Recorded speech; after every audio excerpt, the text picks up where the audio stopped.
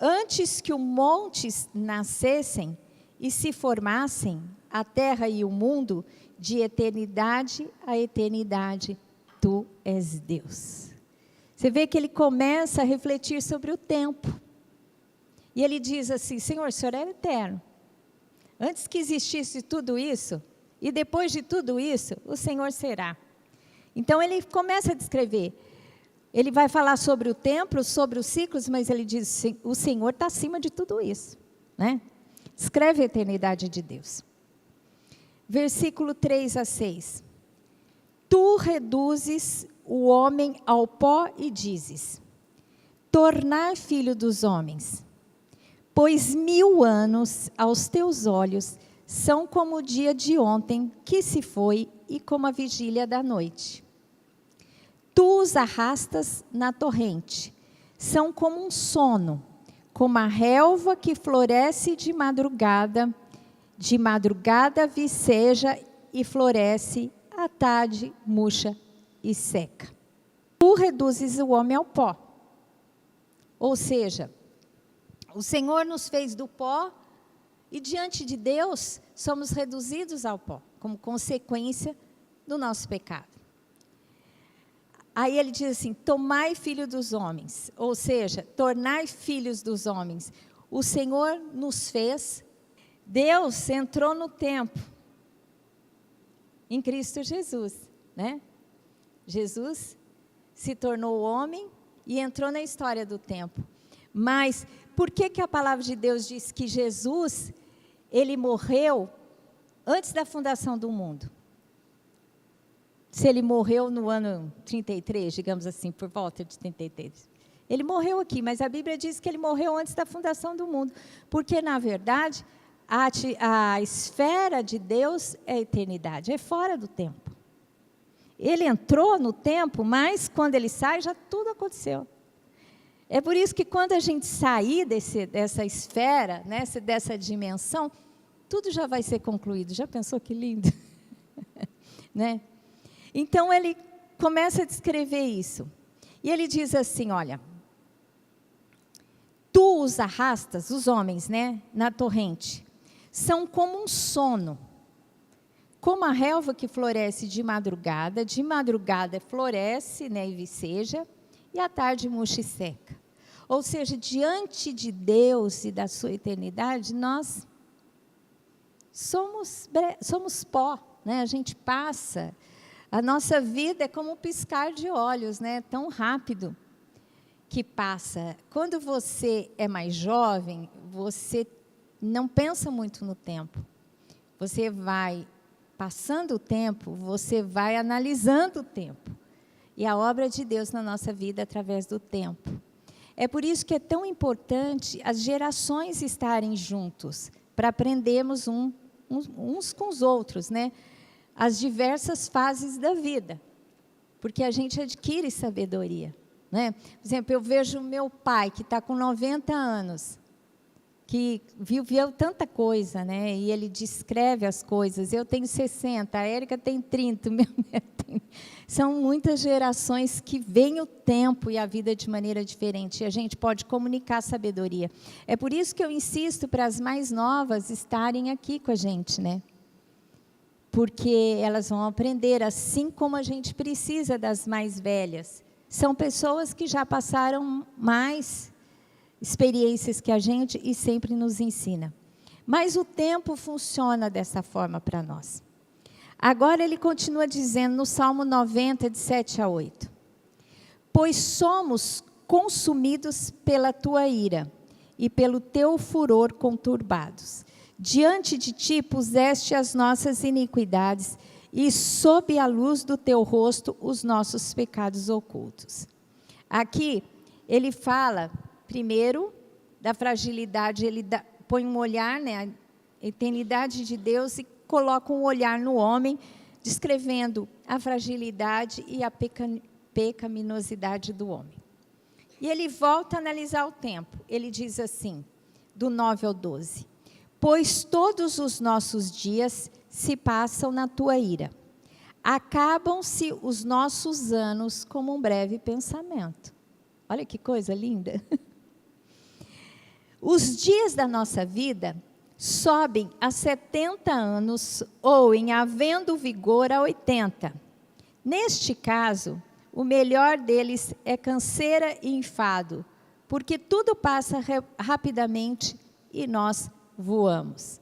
Eu acho engraçado aqui porque ele fala, ó, é 70 anos até 80 anos, e mesmo assim é enfado, né?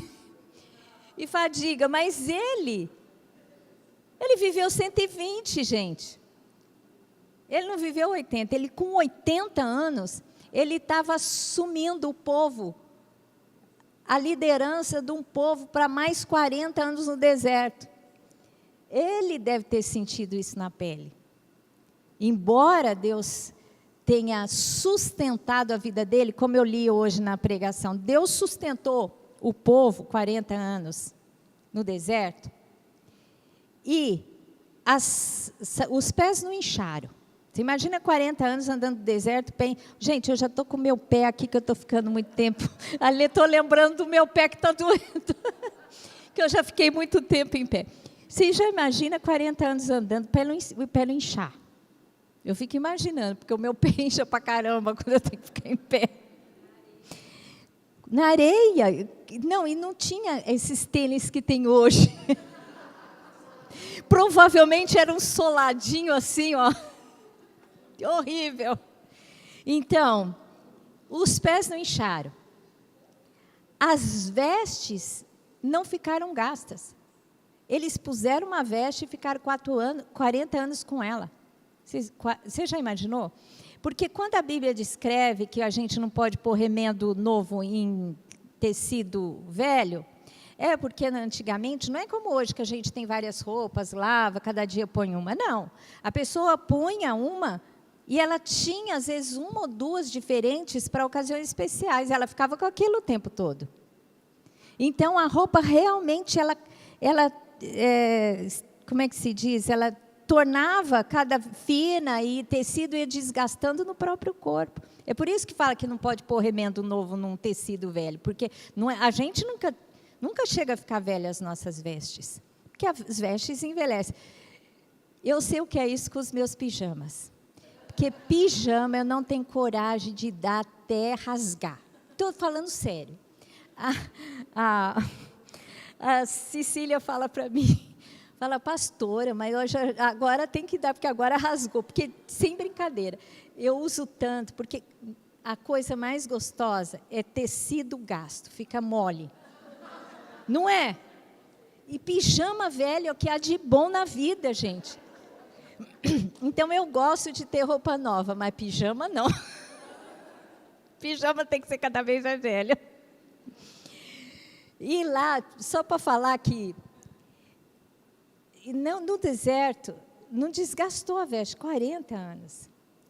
Então, ele sabe o que é os anos. Ele falou assim, 70, 80 anos, você já fica cansado. Ele deve ter ficado cansado, mas ele ficou 40 anos sendo sustentado pelo poder de Deus.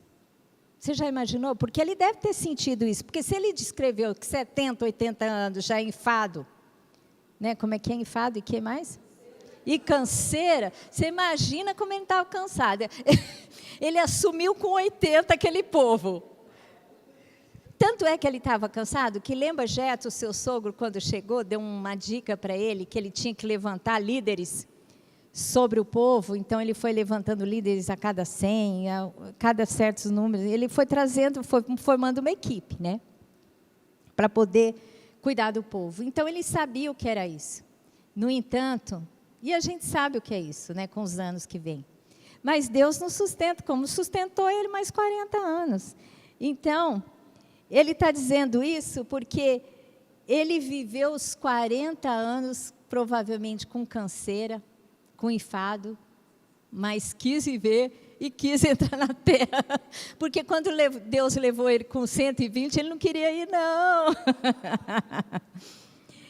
E aí ele está descrevendo isso, né? Aí ele continua dizendo, ensina-nos a contar os nossos dias para que alcancemos coração sábio.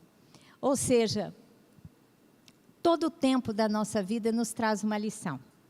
Ciclos trazem lições. Você sabe que, como eu acordei e Deus me deu essa palavra, sabe o que eu fiz? Sabe o que eu gosto de fazer? Eu pus no meu celular 2023.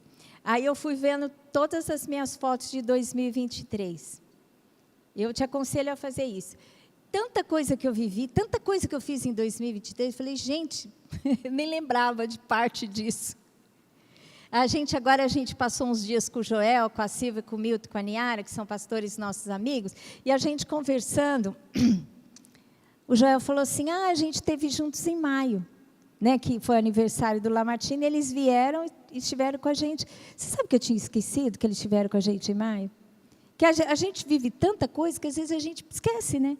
Aí eu fui ver tudo que eu fiz em 2023, gente, mas foi muita coisa. É muitos encontros, é muitas viagens, é muita coisa. Eu falei, gente, eu não lembro de metade do que eu fiz. Mas, para agradecer, você tem que ver o que aconteceu, né? Então, é muita força no cabelo. Então, assim, a gente precisa aprender a adquirir sabedoria com os ciclos da vida, né? E eu acho que é isso que ele está nos aconselhando e pedindo. Na verdade, ele está pedindo para Deus, né, dar essa sabedoria. E para finalizar, deixa eu ver, final, deixa eu ver. Final. Para finalizar, a última parte do Salmo, ele faz um clamor pela graça de Deus. Primeiro, ele analisa Deus, a eternidade. Depois, ele analisa o homem, a fragilidade, pecaminosidade do homem. E agora ele clama pela graça de Deus. Está a partir do versículo 13 e 17.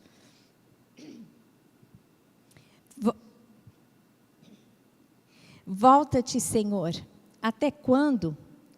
Tem compaixão dos teus servos. Sacia-nos de manhã com a tua benignidade, para que cantemos de júbilo e nos alegremos todos os nossos dias. Ele começa a descrever o dia. Senhor, de manhã, visita a gente com benignidade, para que os nossos dias sejam alegres.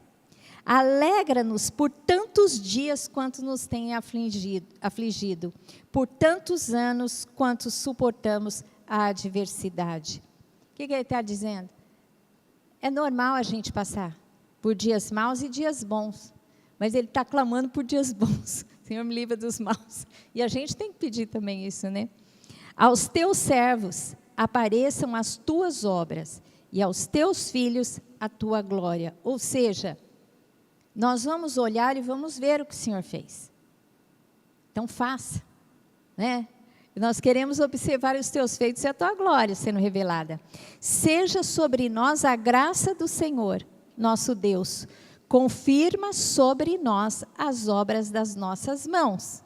Sim, confirma a obra das nossas mãos. Olha que coisa linda. Esse salmo, gente, eu fiquei encantado com esse salmo. Eu nunca tinha feito um estudo nesse salmo, assim, pontualmente, alguns versículos. Mas é incrível, como ele diz, ele termina numa oração falando, Senhor, ele fala do dia, depois ele fala da estação. Ele fala, Senhor, no meu dia, visita de manhã com benignidade, para que o meu dia seja alegre. Eu sei que os dias maus e nós somos afligidos, mas nos conceda dias alegres, né? E depois ele fala assim, olha, por quê? Porque nós queremos olhar os teus bons feitos a nosso favor.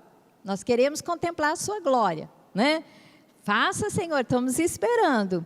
Aí ele diz assim, mas visita-nos com a tua graça e as nossas obras sejam abençoadas pelo Senhor. Senhor, nós queremos as tuas obras em nós vamos olhar e contemplar, mas nós queremos a tua bênção sobre as nossas obras. Amém? E eu quero terminar, depois tem algumas coisas aqui, você pode ler, mas eu quero terminar tendo um tempo de oração e agradecendo a Deus, sabe, por aquilo que o Senhor fez, mas clamando para que o Senhor opere com poder, com graça nas nossas vidas. E que Ele abençoe as obras das nossas mãos no próximo ano. Amém? Glória a Deus. É isso que eu queria trazer para vocês hoje.